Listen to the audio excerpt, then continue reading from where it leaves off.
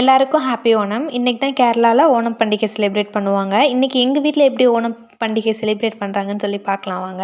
அதுக்காக மார்னிங்கே அம்மம்மா எல்லாமே எழுந்திரிச்சு சமைக்க ஸ்டார்ட் பண்ணிட்டாங்க. ஓணம பொறுத்தவரைக்கும் சத்யா தான் ரொம்ப ஃபேமஸா இருக்கும். நெறைய விதமான சாப்பாடுலாம் வச்சு சாப்பிடுவாங்க. ஸோ அதுக்காக தான் மார்னிங் அம்மாவும், அம்மம்மாவும் எழுந்திரிச்சு எல்லா ஒர்க்கும் பார்த்துட்ருக்காங்க. நமக்கு டைரக்ட்டா எந்திரிச்சு குளிச்சுட்டு கோயிலுக்கு போக வேண்டிய வேலை தான். ஸோ இந்த ட்ரெஸ் தான் இன்னைக்கு நான் வியர் பண்ண போறேன். எப்படி இருக்குன்னு சொல்லி சொல்லுங்க. நேத்தே எனக்கு தெரிஞ்ச அளவுக்கு மெஹந்தி எல்லாம் வச்சாச்சு. அதுக்கப்புறம் இங்கே பூக்கோலம் தான் எல்லார் வீட்லேயுமே போடுவாங்க. ஆனால் இங்கே ஹெவி ரெயினாக இருக்கனால பூக்கோலம் போடுறதுக்கு சான்ஸே இல்லை. அதனால் என்கிட்ட இருக்க சாக் பீஸ் வச்சுட்டு எனக்கு தெரிஞ்ச சிம்பிளான கோலம் மட்டும் போட்டு நடுவில் ஒரே ஒரு பூ மட்டும் வச்சு ஃபோட்டோஸ் எடுத்தாச்சு.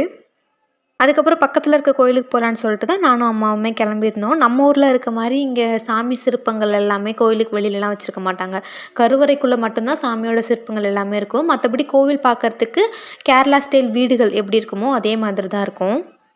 கோவிலுக்குள்ளே என்ட்ரன்ஸ் ஆகிறதுக்கு முன்னாடியே ஒரு பெரிய ஆலமரம் இருக்கும். இதுதான் வந்து கோயில். இங்கே இருக்க கோயில்ஸ் எல்லாமே இப்படி தான் இருக்கும்.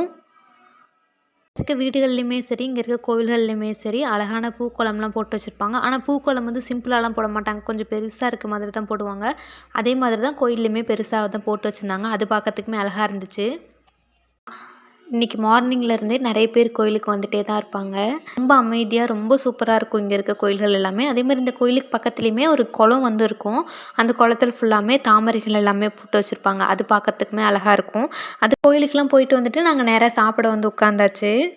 ஓணம் சத்யானாலே நிறைய விதமான கூட்டு, பொரியல், அவியல் எல்லாம் வச்சு ஒரு தடபுடலான சாப்பாடு தான் ரெடி பண்ணியிருப்பாங்க. இன்றைக்கி எங்கள் வீட்டில் வந்து சாப்பாடு, சாம்பார், அதே மாதிரி ஒரு 3 வெரைட்டியில் வந்து பொரியல் பண்ணியிருந்தாங்க, அவியல் பண்ணியிருந்தாங்க, பாயாசம், இந்த மாதிரி ஒரு வெஜ் மீல்ஸ் வந்து இருக்கிற மாதிரி தான் ஓணம் சத்யா வந்து செலிப்ரேட் பண்ணுவாங்க.